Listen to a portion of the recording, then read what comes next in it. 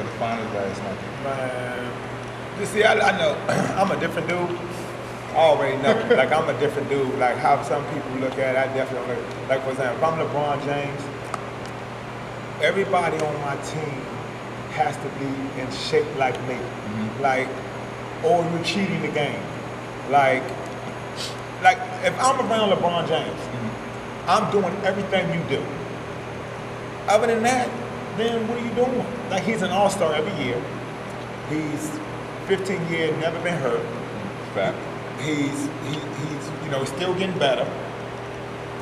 So why they should all have the same routine, the same agenda, like, I'm flying to where you are Monday through Thursday. Yeah. I'm gonna do exactly what you do. Bro, where you at? What we doing? What we doing today? How's the workout? What are we eating? And then, yes, what are we eating? What time are we eating? What time are we eating? What are we doing? Okay, do you use her as a masseuse? I'm using her as a masseuse. If you're using him as a strength coach, I'm using him as a strength coach. My body will look like yours. Now, I know it's different body types. Yeah. So I might not be cut up like you, but I'll be fit. You feel what I'm saying? Like, it's no excuse. Like J.R. Smith and whoever, all you have to do is make shots. So stop working on your golf swing and work on your jumper to where that thing is water. But then LeBron signed him? I mean, he could general manager. No, even if he did, all I'm saying is, I'm looking at you because LeBron's spectrum is big. Mm-hmm. You my man, I'm gonna look out for you, make sure you get paid. Okay. That's who he is. Right. His whole, everybody around him. That's true. Yeah. Now my job back to you is to be the best at my craft. Fact. That's my gift back to you, taking care of me. Mm-hmm. So I'm gonna be in the finals to where if I'm him, I'm running over, I'm on your right wing, on your left wing, just throw that junk over to me. I'm going to catch it and shoot it. And I know that because I'm a byproduct of that, of just working hard. You know what I'm saying? Working on your craft to where you're the best. So if that's all I got to do, my body is going to be impeccable. My footwork is unreal. And I can hit one drill pull-ups, floaters, whatever I need to be able to do. Yeah. So they can't double you. And if they do double you, I'm going to punish them.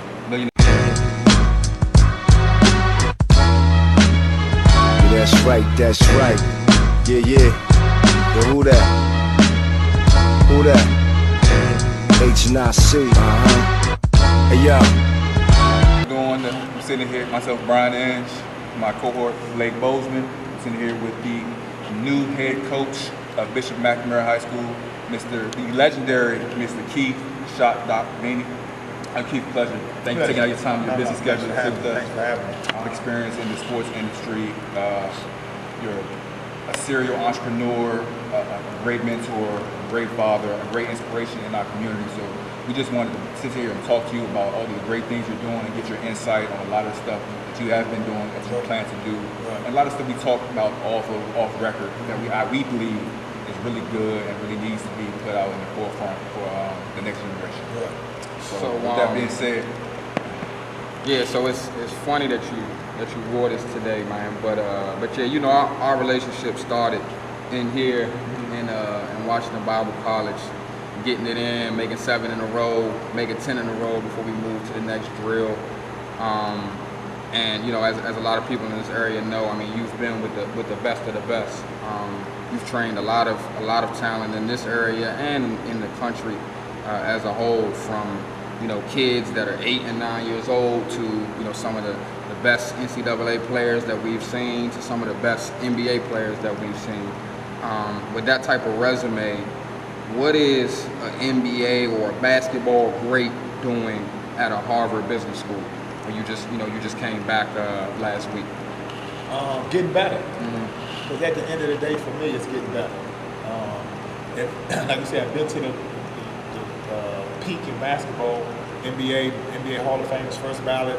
I done worked at Nike, which is #1 shoe brand. Went from, when we started Nike, when we was doing Nike basketball, it started with $300 million business. So in 7 years, we grew it to $1 billion. So, then there, and then you're working with a Paul Pierce from day one to NBA championship tour. He's going to be a first ballot. Tina Thompson just got first ballot Hall of Fame. So, Derek Nowinski, just Steve Nash, all types of people that I've worked with. these are people who will be first ballot Hall of Fame. As soon as they're eligible, they're going in. So why not leave it at that? Why not be content with that?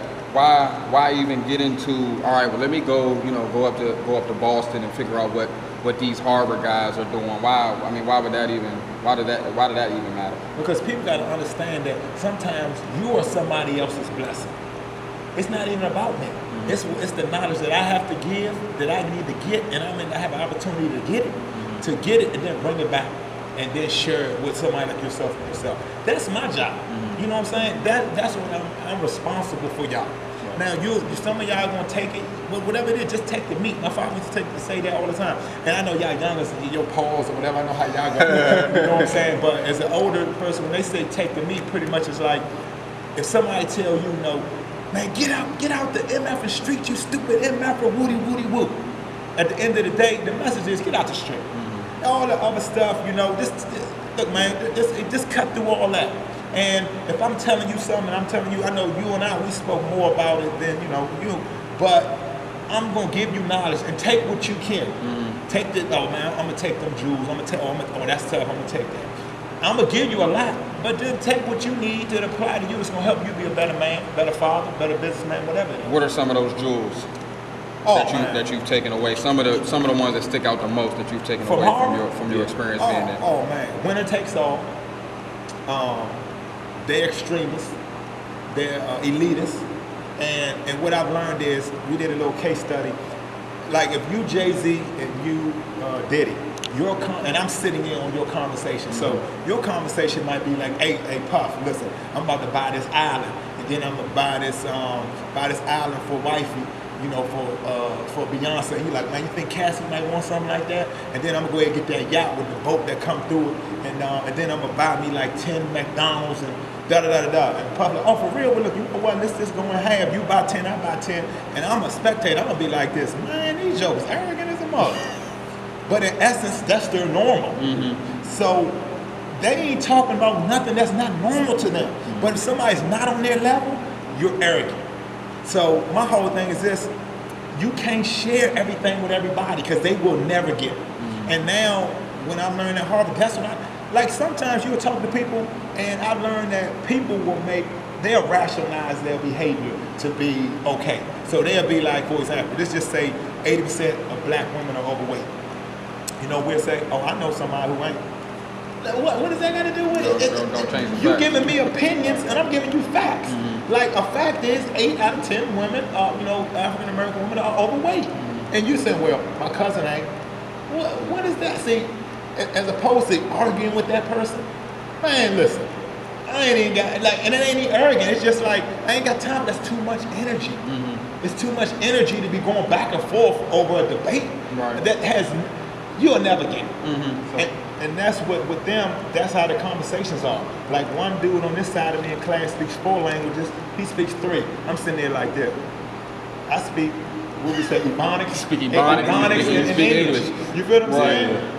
I'm like, oh man, I got work to do. So maybe I might not be able to get the 3 languages in my lifetime. But my son will for sure be 3 languages. Mm-hmm. He'll be trilingual for sure. And that's who's just starting out in the sports industry or in business in general, who wants to get ahead, who wants to grow their network, who wants to get to the point where they can go to Harvard Business School and sit in conversations with the elitists and the top 1%.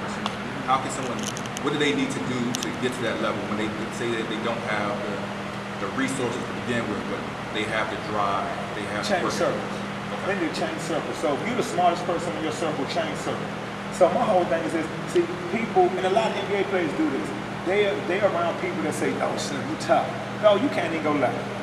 Or hey, Slim, no, you're fat. Like, it's certain things that you need to be around people that need nothing from you. Question. That need nothing from you but to see you do well. So if I want the best for you, get around people that have more money. Like LeBron, again, is a great example. He hang around Jay-Z, billionaire, Steve Stout, multi-millionaire, Bill Gates. These are your circle. So in essence, these are people I'm around all the time. I'm like the low man on the top. You're going to be hungry. You're going to stay hungry. Right. And then I'm listening to everything you say. Mm-hmm. And like this. Dang, okay, dang, oh, dang. All right. So now I'm listening. Right. You have to be in a posture of submission. And see, that's what's wrong with a lot of people. Like, you think they know it all because they can go to Google. You know nothing. Somebody put that on Google. You feel what I'm saying? So my whole thing is people think they know everything and know nothing. And that's the whole point of, that's why it's hard for me. You know, I can't even listen to a lot of people because I'm looking like, you're giving me opinion. Give me facts. Because now with facts, we can talk and I can go research it and then change. Because I'm all about evolving. You know, I'm not trying, like Jay-Z say, I work this hard to stay the same. Right. You know what I'm saying? And then anybody that's with me, again, let's say with LeBron, if you go Rich, Mav, you know what I'm saying? These jokers, Mav worked at Nike with me. He learned the business. Rich, he went to work for CAA. Now they were apprentices before they became masters. This thing ain't happening overnight. Right. You know, LeBron was in meeting, we was in a negotiating meeting with Donald Trump back then. I mean, we were in meetings like that. So he put that work in. But now you just see like, oh man, nah, he put that work in. You know what I'm saying? Rich, they put that work in. So that's what people don't understand. They see the glory, they don't know the story. And I think that's key, because I think, you know, the different people that you've named and sitting in meetings with these people and having conversations with these people is like you have a different expectation of yourself. Yes. And I know you can relate to that, and I can relate to that as well. It's not, you're not comparing yourself to just your peers, or like you said, the average. Just like, all right, man, if so-and-so was getting it, I need to make sure I'm on my grind, I'm getting it too. You know, just like, you know, we talk about diets and education and what we're reading, the different books that we're all that kind of stuff. For you. It's not a diet. It's a lifestyle. It's a lifestyle. Exactly. And that's why I don't even like that word diet. Like, it's not a diet. This is what I do every day. Every day. This is what I live every day. So me not eating meat or eating anything, carbs or whatever it is, I'm not doing that just for now. I'm doing it forever. Right. So, and then my whole thing is, I tell people is, somebody has to sacrifice for the next generation. You know, if I wanted to go out and buy a certain type of car, I could. But what does that do? What am I doing? Am I appeasing who? You feel what I'm saying? Who you trying to impress? Exactly. Because having the people that you might know me, but you don't know me. You feel what I'm saying? Like, that's why I tell people that, you know, if somebody doesn't like you, or they probably don't even know you. For real. So let them live. It takes way too much energy, because I have no desire at all to have you like me. At all. So you can say whatever you want to say, because at the end of the day, I have my family, I have my network of people who we grind with. Like Jay said, I ain't looking at you, I'm looking past you anyway. So, like, people be tripping, and that's why I don't get it. Like, what are we really doing? You know what I'm saying? Like, my job is to make sure you all right. My job is to make sure you all right. We talk, you call me, boom. When you call me on that situation, let's try to work it out. When you call me on something, we try to, you know, I'm helping you. Hey, look, you might want to do this. This is the book. This is the da-da-da-da. That's my job. That's my responsibility. You feel what I'm saying? So with your experiences, like working with Nike, working with all these great NBA and WNBA players, stuff like that, like working with people in Harvard. Yeah. Like, what is your goals at Bishop McNamara to give back to the kids, to the McNamara community, and PG County in general? Like, what are your goals as, not just not even just as a coach, but as a black mentor and leader in the community? Impact. Like, I want to make a huge impact on those kids. Like, even though I'm gonna be coaching, I'm gonna start leadership classes up there. I'm gonna do this thing I'm about to start up there called Nothing But the Truth. I'm going to tell you the truth. Like, I don't care if it hurt your feelings, because you want to get tough skin, because we are losing. You know what I'm saying? Yeah. So at the end of the day, my job is to make sure you go to school for free if possible, or get as much money as you can. And if you want to be an artist, if I know a musician or a dentist or an accountant, if that's what you want to do, my job is to be a conduit to make sure that you can go through me to get to that person. So if you want to be, okay, this is my man, he on a dentist, you know, go intern there. See if that's what you really want to do. Or financial advisor, go do this, you know, you might want to go learn from him. Whatever it is, that's my job. So when you start doing that, you'll change the whole culture. You know what I'm saying? You'll change, because my expectations for you is greatness. Like, mediocrity has set in. It's just the society. It's a disease. It's mediocre. So if you're around me, there's only one thing that's going to happen. You're going to change. Because if there's no way you're going to change me unless it's for the better. Unless it's for the better. You cannot change me. You cannot change me unless it's for the better. Because if you're doing something that it's not going to behoove me. Oh, Slim, I got a mean disconnect button. Like, I disconnect quick. Because if you ain't helping me be a better husband, better father, better man, better businessman, better trainer, oh, really, like, what are we doing? They're taking it and not getting it back. Exactly. And another thing with that is three people you need to have in your life. It's a person that you look up to, then somebody that's on your level that you iron sharpen iron, and then somebody you pouring into. Like, you need those things. In the Bible, it's Paul, and Timothy, and Barnabas. That's what it is in the Bible. But you need those three in your life. If you fall under nobody's authority, you're in trouble.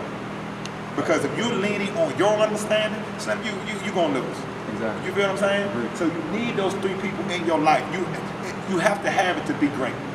You know what I'm saying? Because you need that person to be like, and you need somebody who just needs nothing from you but the best is going to tell you the truth. The absolute truth, even if it hurts your feelings. And then you need to be able to tell that to somebody else. You know what I'm saying? So at that point, even when you are pouring out, somebody's filling your cup. You know what I'm saying? Yeah. So you need that in your life. If you don't have those three things, you're in trouble. You know, to the program and developing a culture over there, and you saying, you know, you're preparing your guys for greatness in all areas, whatever it is that they want to pursue. What are some things that some skills and some values that you've developed through basketball that you've been able to translate into the other areas of your life? Man, real talk, I've had people that's been in my life. Billy Donovan, yeah, I was his first recruit. He went on to, he won 2 championships at Marshall, and then he went to Florida, won championships, and then won 2 back-to-back. That whole staff, Anthony Grant, who's the head at Dayton now, who else? Pelfrey's assistant at Alabama, and then Donnie Jones, he's with Wichita State, and with Greg Marshall, he's the head coach there. He was my coach as well. So the people that I've learned basketball from are incredible. You know what I'm saying? And I ain't even want to talk about, my brothers and all that, and playing on season, all them type of experiences. Just that alone, those coaches are the creme de la creme. So I can call them at any moment and say, listen, what do you think about, this press offense or press defense? Or I'm gonna fly out there and watch some practices, and and I've done that over the years, but what is zone offense? What you think? So my whole thing is I'm humble enough to know I don't know everything. Right. So for me, that to bring that back, and then just the hard work that I have, like for example, I seen hard work from my father. Like my oldest brother, 10 years ahead of me, 6-16, and my middle brother, 6-16, and then me, 6-16. This dude, 30 years of his life, he ran us around the Beltway. He ran us around the Beltway for 30 years of his life, all of us. So right there, I seen it growing up. You know what I'm saying? And then from 6 on, I'm starting to hoop and do all this, playing football and doing all this stuff. And then, I see my oldest brother get a scholarship, then my middle brother get a scholarship. And of course, for me, it's normal. To get a scholarship is normal. Like, this is what I'm gonna do. You know what I'm saying? So the conversations in our house are different. Like the new Will Smith song, I think I sent it to y'all. He said the dinner conversations, most people, what you learn today. He said their conversations, what you earn today. So that's a whole different perspective. So in my house, it wasn't if you was going to college, it's when. Right. You know what I'm saying? It wasn't if you're going to get a scholarship, it's where you're going to go. Yeah. So our expectations for life have been here forever.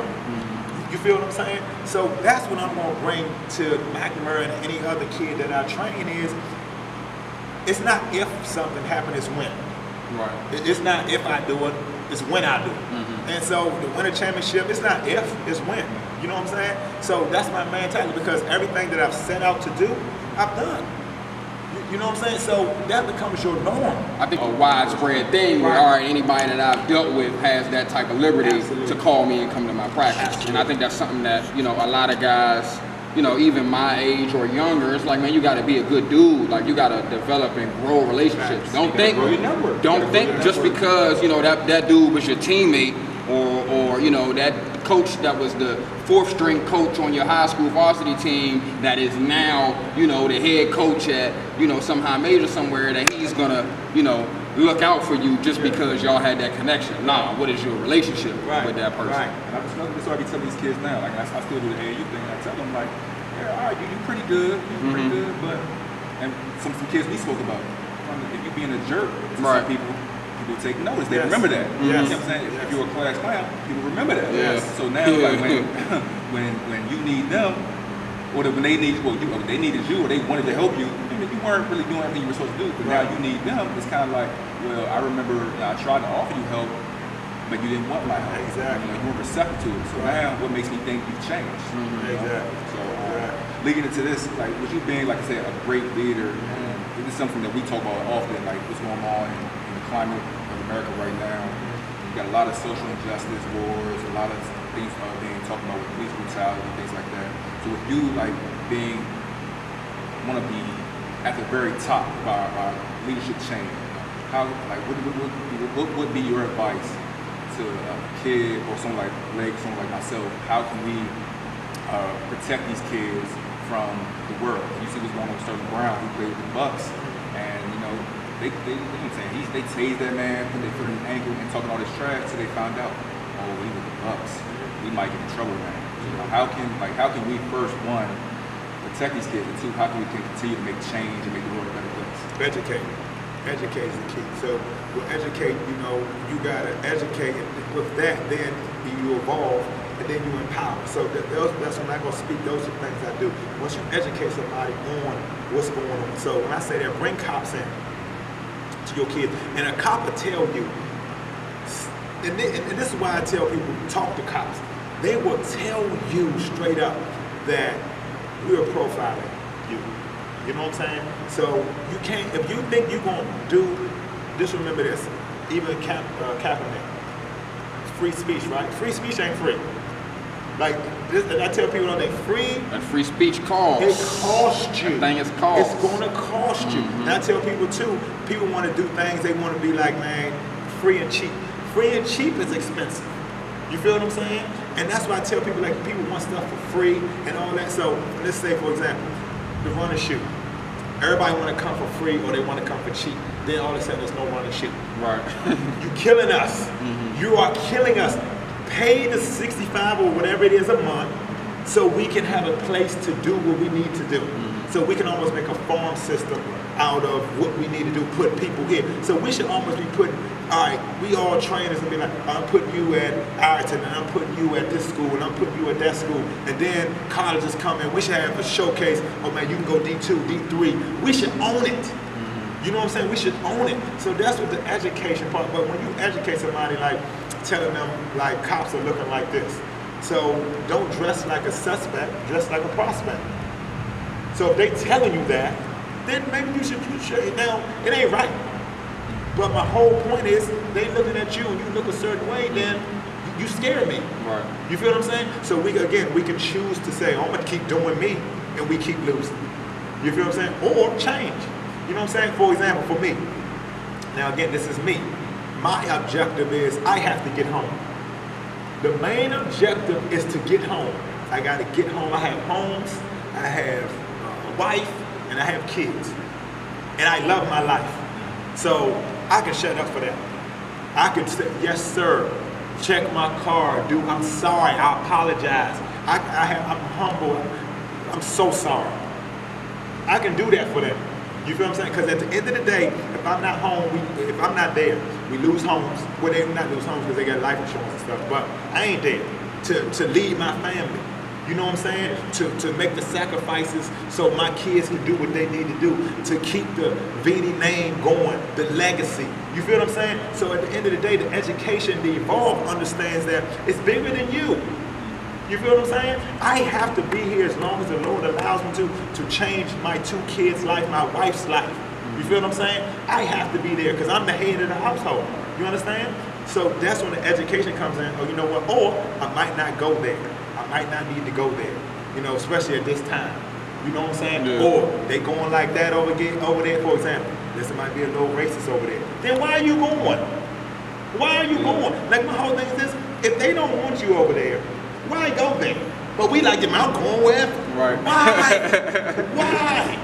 Why? And that's our program. That's you don't want me over there? I'm gonna go there anyway. Yeah, what you gonna do what about it? What you gonna do about it? So you happen. exactly. It dropped on your head. There you go. And now we like this. Oh, this. If they don't want you over there, just don't go. It's a night. We can shop over here, or we can do whatever we need to eat over here, or whatever we need to do over here. Create our own enterprise, like you said. There you go, on your own. So at that point, we ain't got to worry about that. You know what I'm saying? Because at the end of the day, if we educate, we can police ourselves. See, that's what we ain't at. Police ourselves. I police my family. You feel what I'm saying? I make sure that we're supposed to be, not nobody else. You know what I'm saying? I can give you a little story. My 6-year-old was taking, my wife said, KJ, can you bring me a cup of water? So he got the cup of water and he's taking it over to my wife, and she says to him, KJ, they say 99% of people who look down at the water spill the water, right? So he kept looking at the water, and he gave her the water, right? And then he did like this at 6. Who was they? Who is they? He said, Dad said, we don't do what they do, we do what we do. At 6. You feel what I'm saying? So at the end of the day, who is they? You feel what I'm saying? So we try to live our life off what they say. We gotta live off how we say. We set the standards for who we are, not anybody else. But we want to buy your clothes because your Louis Vuitton or your Prada or your Gucci. That makes me feel better. They don't care nothing about you. That they did anything for you. My son, both of them, they wear. I say, wear your own name on your shirt. Like I'll buy you a polo shirt because at the end of the day, a polo shirt is just a shirt with a collar. If you want me to put your initials on there, I'll do that. And wear your own. And then when somebody say, man, what is that? Oh, this is the Dale shirt, or this is the shirt.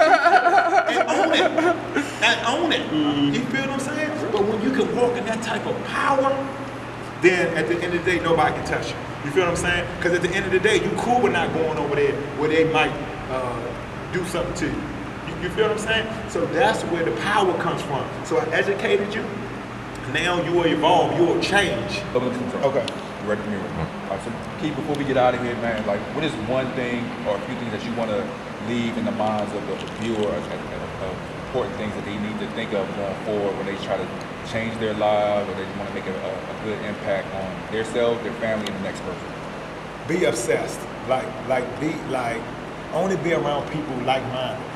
So if you choose to do whatever you do that you feel that success is, only be around them type of people. That's it. Because even my mother, she was like, and I love her to death, but she was like, you need to get a job. Mom, I ain't working for nobody, I'm gonna do me.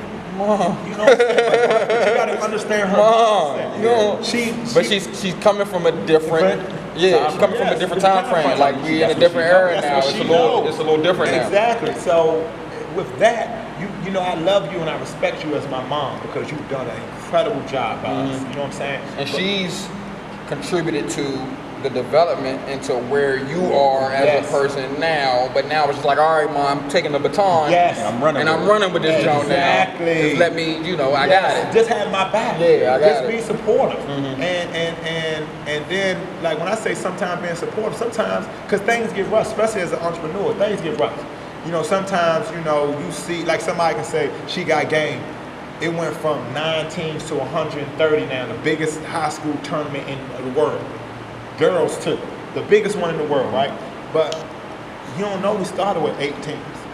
Now we got 130 teams, 100. That's the beauty of it though, man. And I think, like I was reading, I forget which book it was that I was reading recently, because I read a lot of books, but it was just something along the lines of like, man, you know how they say like a 1,000-mile journey starts with one step. Yep. And I think it's just like the fact that for a lot of people, the hardest step is just that first step. Yes. Like people don't want to take the first step. Exactly. So just like you said, I mean, we started with 8 teams, and now you at 130. Yes, and it's a big now.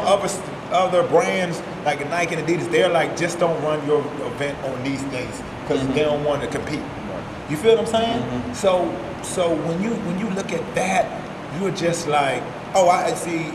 For me, failure is not even an option. You know, like I know I'm gonna be successful in everything I do because I'm willing to work. I'm gonna work. I'm gonna outwork you. You know what I'm saying? And I have no fear of failure because if I fail, I still win because I learn. You know what I'm saying? So somebody be like, oh man, that don't fail. For you. Yeah. But for me, I learned something for the next time. I learned something for the next time. So it's a win-win. You know what I'm saying? And that's one thing I got from you is just, like I said, I didn't work out with you too much when I was young, but I knew you were. I watched you. I watched how you carried yourself. I watched how you were with people older than me, people younger than me, people my age.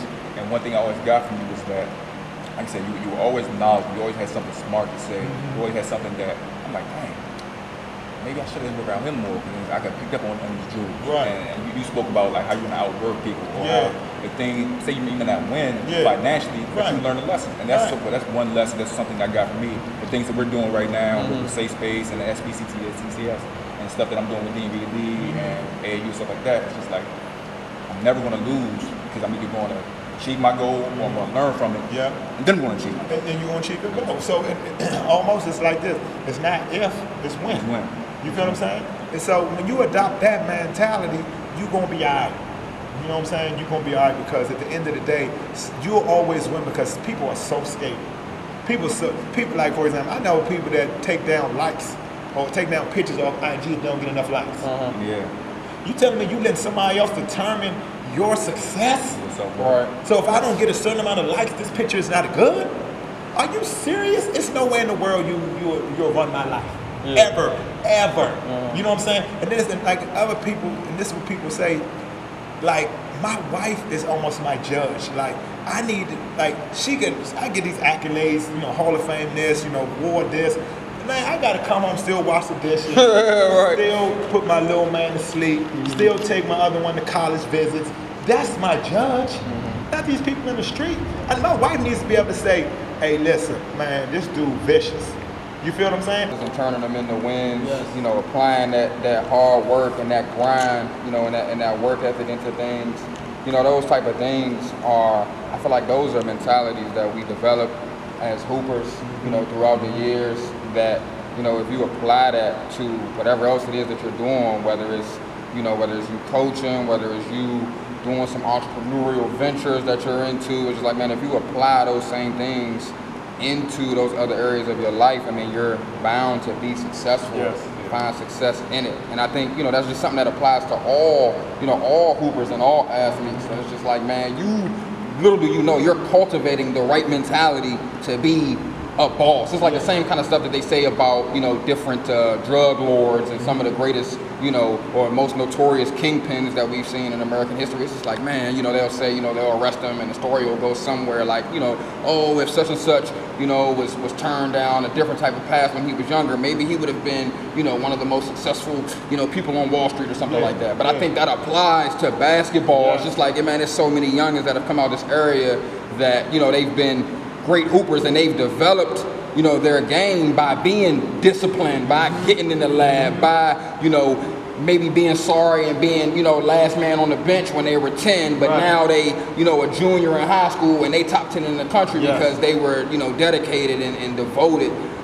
You know, it's been a lot of, you know, players like that, you know, they kind of lose sight of that if the basketball don't work out. They should be like, youngin', you got it up here. You know, you've been developing it for 10 years now. But that's my whole point. Like, even with the hoopers, listen, man, stop letting people put you in a box. You know what I'm saying? Like, just because you hoop, that don't mean you can't do nothing else. See, that's what we do. We get consumed with this one thing. We are so multi-talented. We are the most creative people in the world.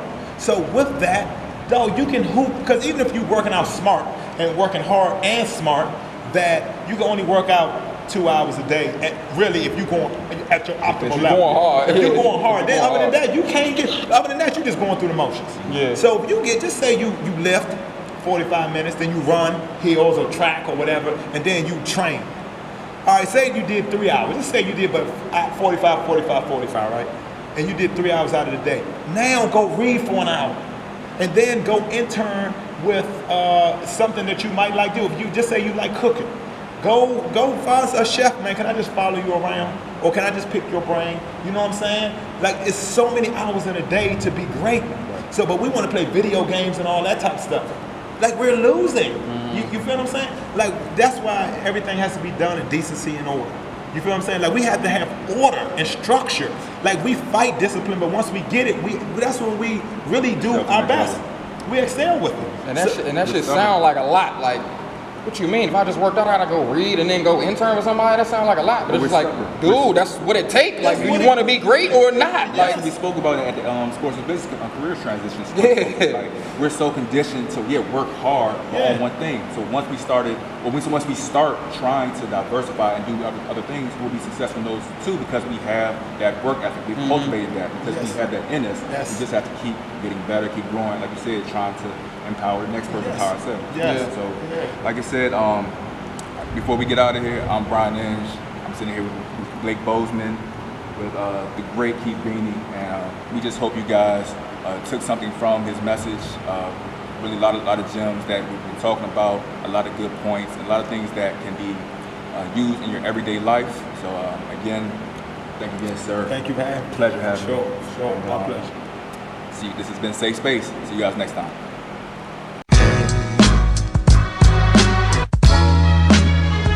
That's right. Yeah. Yo, who that? H&I-C. Hey, yo.